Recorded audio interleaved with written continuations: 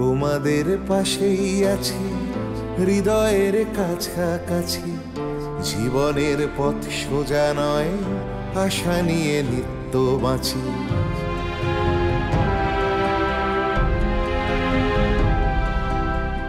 শিক্ষা ছড়িয়ে পড়ুক ভেদাভেদ শূন্য করে, এ বেলা নাই বা জুটুক ও বেলা জুটতে পারে। বিপ্লব আসছে দেখো নারী তুমি পিছিয়ে জানি, জ্বলে ওঠো নিজের আলোয়, মুছে দাও দুঃখ গ্লানি। এভাবে আর থেকো না হাহাকার জড়িয়ে বুকে, আমি হাত বাড়িয়ে আছি সাড়া দাও আমার ডাকে। আমি হাত বাড়িয়ে আছি সাড়া দাও আমার ডাকে।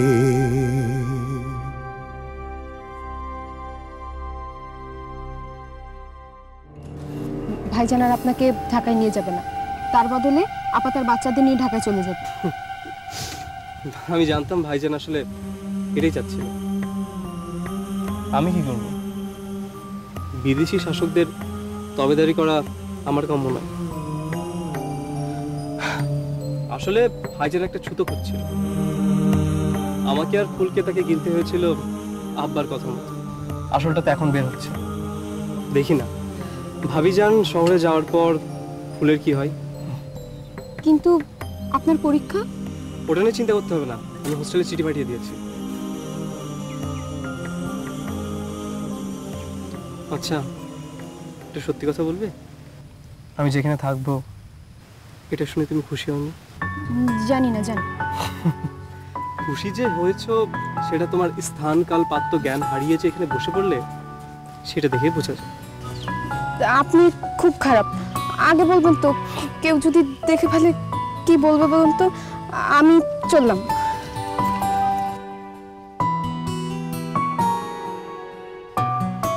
কি করছেন? ছাড়ুন, কেউ দেখে ফেললে। তুমি আমার কথা উত্তর দিলে না যে? না বলে ছাড়বো না, যে দেখে দেখো। আমি তো কালো কুৎসিত, আমার খুশি না হয় আপনার কি এসেছে? তবু তোমার মুখ থেকে শুনতে চাই। বলবো না। তাই বেশ, তাহলে আমিও ছাড়বো না। অমন করবেন না, ওদিকে হয়তো সবাই আমার খোঁজ করছে। ওইটা আমি ফাঁপি লাগছে।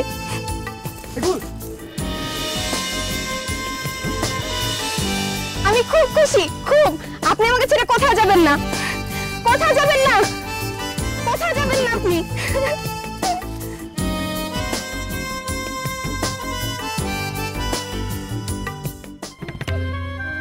চাচি, চাচি, কি হয়েছে হামিদা? দেখুন আপনার তোতন আমার ছেলেকে মেরে কি করেছে।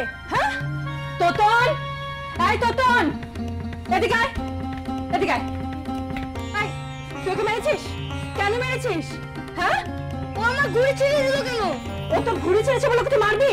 খুব তেজ হয়েছে তোমার না? দাঁড়াও,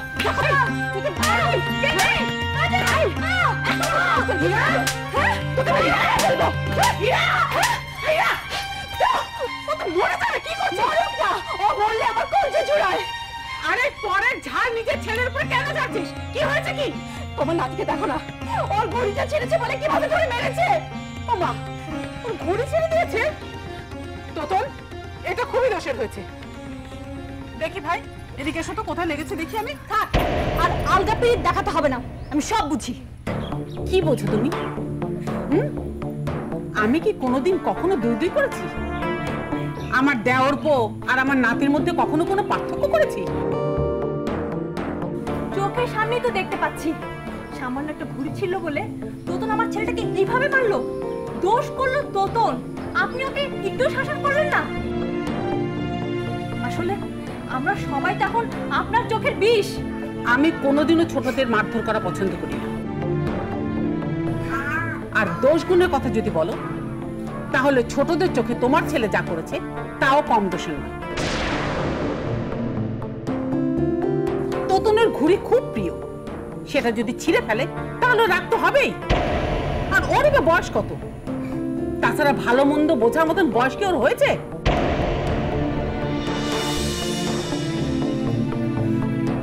ভাই, তোমার ঘুড়ি লাগবে? আমার ফিরুক, আমি তোমাকে 4টে ঘুড়ি কিনে দেবো। থাক, আর ঘুড়ি কেনার দরকার নেই। আমার ছেলে ভিখারি নয়। ওর বাবা আসলে ওর বাবা ওকে ঘুড়ি কিনে দিতে পারবে। তোমার কি মাথা খারাপ হয়ে গেছে বৌমা? আমি আমার নাতিকে কটা ঘুড়ি কিনে দেব, তার মধ্যে ভিখিরি বড় লোক আসলো কোথায়? মাথা আমার খারাপ হয়নি। এ বাড়িতে যার মাথা সত্যি সত্যি খারাপ হয়েছে তাকে সামলান।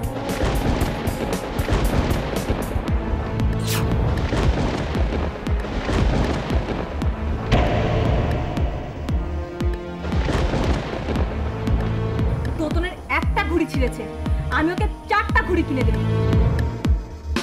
কিন্তু তোতন যে আমার ছেলেকে মেরেছে সেটা তো ফেরত আসবে না। কি চাও তুমি? কি চাও? আমি ওকে মেরে ফেলি? হ্যাঁ, ঠিক আছে, আমি ওকে মেরে ফেলছি, তাই করছি।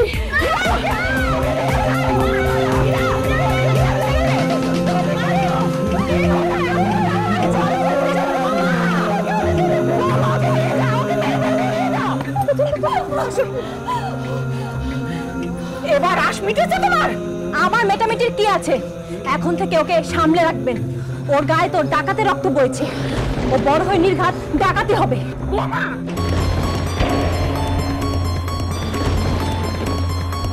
তোমার স্পর্ধা তো কম নয়। তোমার মুখে যা আসছে তুমি তাই বলে যাচ্ছ। তাহলে শুনে রাখো, ওর পরদাদা আর ওর আব্বা ডাকাত ছিল না, লেঠেল ছিল, বুঝলে? লেঠেল। আর ওর দাদা একজন মান্যিগণ্যি কবিরাজ। আর ওর বাবা চাষা, রক্তটা এক গুয়ে চাষা। সেই ধারায় তো পেয়েছে কয়েক পুরুষ। হ্যাঁ, তোতনের বাবা চাষা ছিল, রক্তটাও ছিল, কিন্তু নিজের দাদাকে জিন্দা পীরের মতো ভক্তি শ্রদ্ধা করত। এইবারে প্রত্যেকটা মানুষকে সে বুক দিয়ে আগলে রেখেছিল। তোমার স্বামীর মতো স্থৈর্য ছিল না, সুলেমানের মতো স্বার্থপর ছিল না। এইবারে বেটে দাঁড়িয়ে আমি যদি কোনোদিন কিছু বলেছি তাহলে আমাকে ঘাট ধরে বাড়ি থেকে বের করে দিত। আমাদের নসিব খারাপ যে এত ভালো যার বাবা চাচা, তোমার স্বামী সুলেমান তাদের মতো হয়নি। তোমার মতো একটা দুষ্ট শিয়ালের চরণে বন্দী হয়ে থাকলো। হামিদা, আমার স্বামীকে নিয়ে যদি তুমি আর একটা কথা কোনোদিন বলেছ তাহলে আমি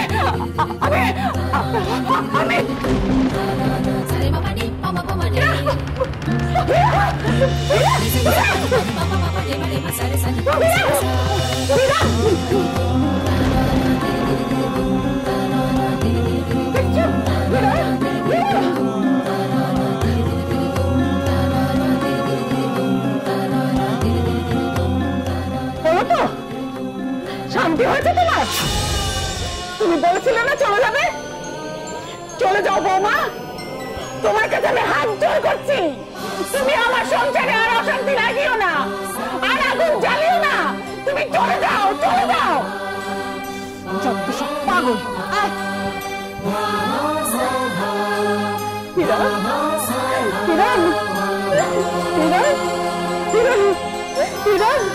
বৌমা, একটু পানি নিয়ে এলো।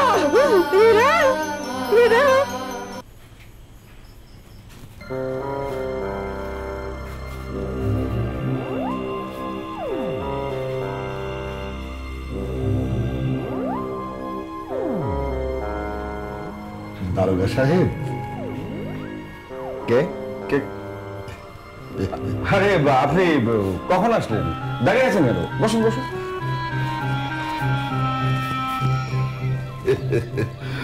আপনার অনুমতি ছাড়া বসি কি করে? দেখলাম আপনি শান্ত নির্ভয় ব্যস্ত। আপনারা শুধু পুলিশকে ঘুমোতেই দেখেন। পুলিশ যদি জেগে না থাকতো তাহলে এইসব বাঘা বাঘা সদস্য কি ধরা পড়তো? মানুষ আমাদেরকে শুধু ভুল বোঝে, এমন একটা থ্যাঙ্কসলেস জব করি। তা অবশ্য ঠিক। এই যেমন এখন আমি চোখ বন্ধ করে প্ল্যান করছি যে কিভাবে অখিলেশকে অ্যারেস্ট করব, আর আপনি ভাবলেন আমি ঘুমোচ্ছি, তাও আবার অন ডিউটি। অখিলেশকে ধরার একটা সুযোগ এসে গেছে দারোগা সাহেব। একেবারে হাতের মুঠোয় ঘাড় ধরে তুলে নিয়ে এলেই হলো। পুষ্পবতীর ঘরে যে লোকটা লুকিয়ে আছে সেই লোকটাই যে মাঝরাত্রিরে শহরী ঘাটে নেমেছিল এমনটা তো বলা যাচ্ছে না। আপনি জেনে গেছেন? যা, আরে এই খবরটা দিতেই তো ছুটে এলাম। পুলিশের 10 জোড়া চোখ আর কান থাকে, না হলে পুলিশ হওয়া যায় না। যা, পুরস্কারের টাকাটা একাই মেরে দেবে মনে হচ্ছে। কি ভাবছেন? আরে ভয় নেই, ভয় নেই। অখিলেশ ধরা পড়লে তার পুরস্কারের অর্ধেক টাকা আপনিও পাবেন। কিন্তু তার আগে একটা ব্যাপার জানতে হবে, পুষ্পবতীর ঘরে কে আছে? ওই অখিলেশ ছাড়া কেউ হবে না। যতই হোক স্বামী তো, তাই কটা দিন একটু আদর্শ খেতে এসেছে। তাই যদি হয় তাহলে বেটাকে গুলি খেতে হবে, তা না হলে হাতে হাত কড়া পরিয়ে টানতে টানতে সদরে চালান করে দেব। বেটা পুলিশ ডিপার্টমেন্টকে বড্ড চালাচ্ছে। ওকে অ্যারেস্ট করা না পর্যন্ত এই অঞ্চলের টেরোরিস্ট কার্যক্রম বন্ধ করা যাবে না। তাহলে ধরুন। এত তাড়াহুড়ো করা যাবে না। একবার হাত ফসকে পালালে ওকে আর পাওয়া যাবে না। জেল ভেঙে পালালো যে লোক, সে কতটা ভয়ঙ্কর বুঝতে পারছেন? ওর জন্য গোটা একটা ফোর্স লাগবে, তুই একজন সেপাই দিয়ে চলবে না। কিন্তু আপনি তোর জোর করতে করতে যদি পালিয়ে যায়? যাবে না। ও যদি জায়গাটাকে নিরাপদ মনে করে তাহলে এখানেই আরো কিছুদিন গা ঢাকা দিয়ে থাকবে। দিন রাত নজর রাখতে হবে। অখিলেশকে বুঝতে দেওয়া যাবে না যে আমরা ওর উপরে নজর রাখছি। আপনি আপনার লোকজনদেরকে ভালো করে বলে দিন যেন ওর খবরাখবর ঠিক করে নেয়। ইয়ে, মানে আমার লোকজন ওই বাড়ির 30 সীমানায় ঘেঁষতে সাহস পাচ্ছে না। তাহলে আমাকেই যা করার করতে হবে।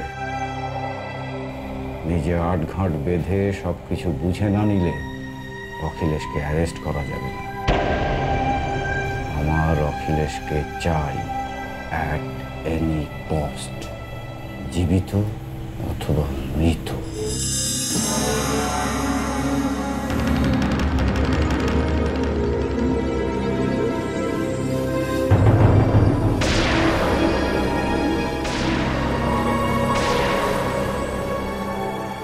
কাকে রেখে কাকে যে সামলায় কিছুই বুঝতে পারি না। আর রোজ রোজ এত অশান্তি কি ভালো লাগে বলো? ছেলে পেলেদের ঘটনার মধ্যে বড়দের নাক গলানো একেবারেই ঠিক না। সামান্য একটা ঘুড়ি নিয়ে শাশুড়ি বউতে ধুমধুমার লেগে গেল। আর তোমার বড় বউকে তো চেনই, মুখের কোনো কিছু ঠিক নাই, ছোট বড় কাউকে মানে না। আর তাতেই হীরা খেপে গেল। একেবারে গ্রামের পাট চুকিয়ে চলে যাচ্ছে তো, এই জন্য মনের সব বিষ ঢেলে দিয়ে যাচ্ছে। তাহলে তো বড় বউরই জিত হলো। সে যে বলেছিল চলে যাবে, সুলতানকে তাড়াবে, সেটাই ঠিক হলো। তোমার ছেলে যদি বউয়ের কথায় উঠে বসে তাহলে কে কি করতে পারে? একদিক থেকে ভালোই হয়েছে। দুষ্ট গরুর চেয়ে শূন্য গোয়াল ভালো। থাক, ওরা যদি সুখে থাকে থাকুক। আচ্ছা, ছোট বউ কেমন আছে? কি জানি, জানি না। এই কাঁদছে, এই হাসছে, একেবারে পাগলামির মতন। স্বামীকে তো একেবারে ভুলতেই পারছে না। আর তোমার বৌমা তোমার ভাইকে নিয়ে ঠেস মারাতেই একেবারে তেলে বাগুনে জ্বলে উঠলো। সত্যি মানুষ চিনতে আমার ভুল হয় বড় বউ। কত খুঁজে পেতে হামিদাকে বাড়ির বউ করে এনেছিলাম, আর সেই এখন আমার সংসারটা ভেঙে দিচ্ছে। ওরা না হয় চলে যাবে, কিন্তু আমি হীরাকে কি করে সামলাবো বলো তো? আমারও তো বয়স হচ্ছে। এরকম জোয়ান শরীর যখন ছটফট করে তখন আমি কি করে সামলাই? আচ্ছা, ফিট ব্যামোর কি কোনো ওষুধ নেই? মানুষের মন বড় আজব জিনিস বড় বউ। যতই শোক তাপ লাগুক ঠিক ধীরে ধীরে সামনে নেয়। আজকে সোমনাথের বাড়ি গিয়েছিলাম, অনেকটাই সামলে নিয়েছে দুজনে। ছেলের জন্য যে হাউতাস নেই তা না, তবে অতটা তীব্র নয়। কিন্তু হীরার শোক তো একেবারেই কমছে না। ও মুখে কিছু বলে না, আমি ভাবে তো বুঝতে পারি। এখানেই তো আমার যত চিন্তা বলবো, মনের ভার না কমলে মন ভালো হবে কি করে? আচ্ছা, ছেলেপেলেরা সব খেয়েছে? হ্যাঁ। আর বৌদিরা? সকাল থেকে যে ঘটনা ঘটেছে, খেতে খেতে তো একেবারে শেষ বেলা। আর শেষ বেলায় খেলে রাতে কি আর কেউ খেতে চায়? তা সামান্য কিছু খেলেও তো পারে, নাহলে তো শরীর খারাপ করবে। থাক, বাদ দাও, তুমি খেয়ে নাও, আমি দুধ গরম করে এনে দিই। আর দুধের সাথে কি দিব, খই না মুড়ি? মুড়ি দাও, আর ওই যে চাপা কলা এনেছিলাম আছে না, দুটো দিও। সে চাপা কলা কি আর আছে? তোতন খেয়ে নিয়েছে। এই ছেলেটা না দিন দিন কেমন যেন বেসবুর হয়ে যাচ্ছে। থাক, কিছু বলো না, এখনই তো খাওয়ার বয়স, এখনই তো ওরা খাবে, খাওয়াতেই বা পারি কই। থাক, হয়েছে। আর এই নিশিরাতে তোমাকে সাত কাহন গাইতে হবে না। তুমি যাও, পুকুর ঘাটে যাও, হাত মুখটা ধুয়ে এসো, আমি তোমাকে খেতে দিই। আর শোনো, একটু সাবধানে যেও, ঘাটটা একটু পিছল হয়ে আছে। আচ্ছা।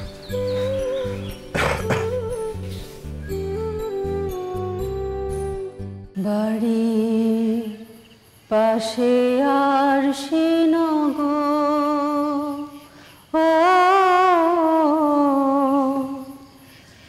সেথায় পড়শি বসত করে, পড়শি বসত করে, আমি একদিনও না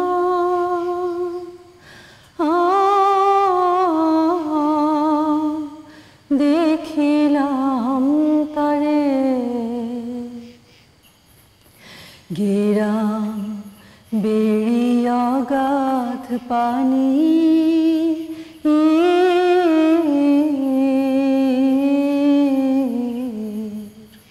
নাই কিনারা নাই তরণী পারে, বাঞ্ছা করে বাঁধব তারে,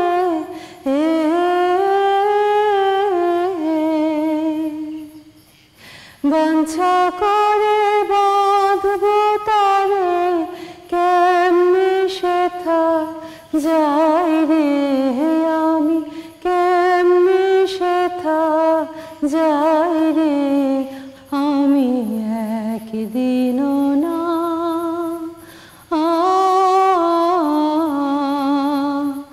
দেখিলাম তারে। পড়শি যদি আমায় ছুত,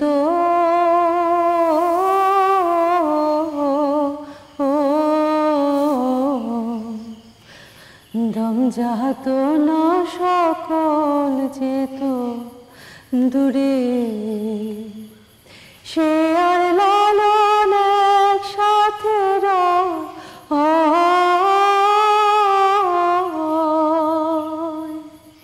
সে আর লালন একসাথে লক্ষ যোজন ফাঁকরে, তবু সেথা লক্ষ যোজন ফাঁকরে, আমি একদিনও না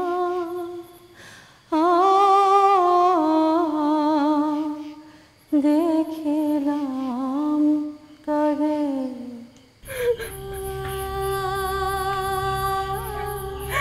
ও মা, অন্তরা তুই কাঁদছিস কেন?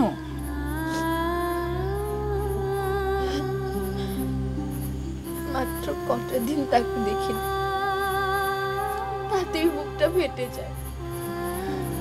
আর আমার চাচির সাধের স্বামী সেই কবে মরে গেছে। ও চাচি, চাচি চোখ মুছো, সকাল থেকে তো ঠিক করে কিছু খাওনি, মন খুলে দুটো কথাও বলো। কি কথা বলবো রে অন্তরা, কি কথা বলবো রে অন্তরা? যা তোমার মন চায়। সে কথা যে পাপ কথা হয়ে যায় রে, কি করে মুখে আনি সে কথা বল। পাপ হলে হোক, তাও বলো। আব্বা বলেছে মনের কথা খুলে বললে নাকি ওই লক্ষ্মী ছাড়া অসুখ দূর হয়ে যায়। সেটা কি অসুখ? কি অসুখ বল? পিঠ, মৃগী, হ্যাঁ? কি অসুখের নাম জানিস? এ রোগের আবার নাম আছে নাকি? তুমি হলে ভরা রূপ যৌবনের বিধবা নারী, কোয়েল পক্ষীর মতো মিষ্টি গলা। জিনগুলো শুনছি এরকম মেয়ে মানুষের উপরে ভর করে থাকে। থাকে বুঝি, তবে তোমার সামনে আসে না কেন? কি অলক্ষণী কথা গো, এই ভর সন্ধ্যাবেলায় তোমার সামনে আসলে কি করতে? জিজ্ঞেস করতাম তাহলে। আমি তো নির্দোষ, তবে কেন আমার এই শাস্তি? আমি না জন্ম সতী? স্বামীকে ভালোবাসার বকশিস কি এটা? এই যন্ত্রণার জীবন কি তোমার একাশই? এই গ্রামে কম করে হলেও তোমার মতো 10-20টা মেয়ে স্বামীকে খেয়েছে। খবরদার, খবরদার যদি এমন কথা বলেছো। পোড়া কপাল হতে পারে, কিন্তু রাক্ষসী তো নই। তবে তো সবার আগে তার মুন্ডুটাই খেতাম কচকচ করে, যে বিধির জন্য আজ আমার এই অবস্থা হয়েছে। চুপ করো, কি কথা বলছো? তোমার কি মাথার ঠিক নাই? অমন গুনার কথা মুখে আনতে নেই। বিধির সঙ্গে আর যাই হোক লড়াই করা চলে না। মার খাবো, আবার হুজুর হুজুর করবো, তাই না? করলাম তো গতকাল, তারপরই তো এই পেলাম। আল্লাহর কাছে শুকরিয়া আদায় করো, তোমার তো তাও ছাওয়াল আছে, যাদের নাই তাদের তো কপাল ভাঙে। তাদের কপাল আবার জোড়াও লাগে। দিলের খায়েশ যদি তাই হয় তাহলে বলো না বড় যাকে, দেখে শুনে আর একখান নিকা দি। ধর্মের বিধান আছে। কি কথা বললে গো তুমি? হ্যাঁ, বিধানটা তো ধর্মের, কিন্তু মনটা তো আমার। আমি তোতনের বাবাকে এ জীবনে কোনোদিন ভুলতে পারবো না। আমার স্বামী তো সোনার স্বামী, তার মতন পুরুষ এ দুনিয়া তার একটাও পয়দা করেননি আল্লাহ তাআলা। করে নাই কেমন করে বলছো? তুমি কি দুসরা দুলা পরখ করে দেখছো? মানব জনম সাধের জনম, এই জনম আর হবে না। স্বর্গে গিয়ে হলে দেখা, কি লাভ হবে বলো না? তোমাদের এই আসর আর কতক্ষণ চলবে? রাত যে বেড়ে যাচ্ছে। আর অন্তরা, অতটুকু বাচ্চাটাকে ঘরে রেখে দিয়ে এসে তুই এখানে বসে আছিস কেন? যা ঘরে যা। হ্যাঁ হ্যাঁ অন্তরা, যা ঘরে যা। আচ্ছা, আমি না হয় গীত পাগল, তোমাদেরও কি হুঁশ ছিল না? ঘরে একা দম বন্ধ হয়ে আসছে, ছেলে আছে থাক না। ঠোঁট কাটা ছেলে বলে অবহেলা করিস না মা। যা গিয়ে দেখ দুধ টুধ খাবে কিনা।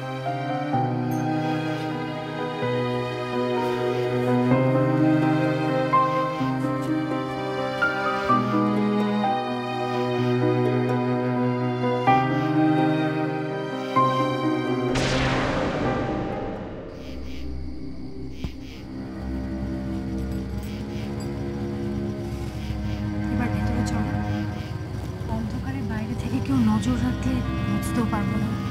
আর কিছুক্ষণ থাকি। জেলখানার বদ্ধ খুপড়িতে থাকতে থাকতে আমার শ্বাস বন্ধ হয়ে যেত। সেই থেকে বেশিক্ষণ বদ্ধ করে থাকতে পারি না, আমার হাফ ধরে যায়। কেউ দেখলে বিপদ হয়ে যাবে।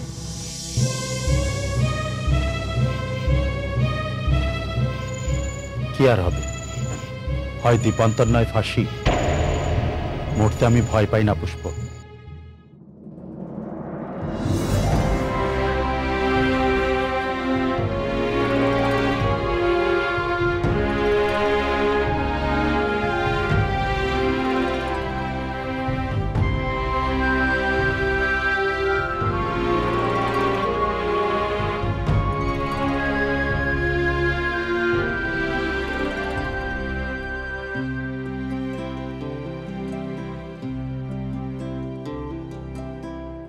তোমাদের পাশেই আছি, হৃদয়ের কাছাকাছি। জীবনের পথ সোজা নয়, আশা নিয়ে নিত্য বাঁচি।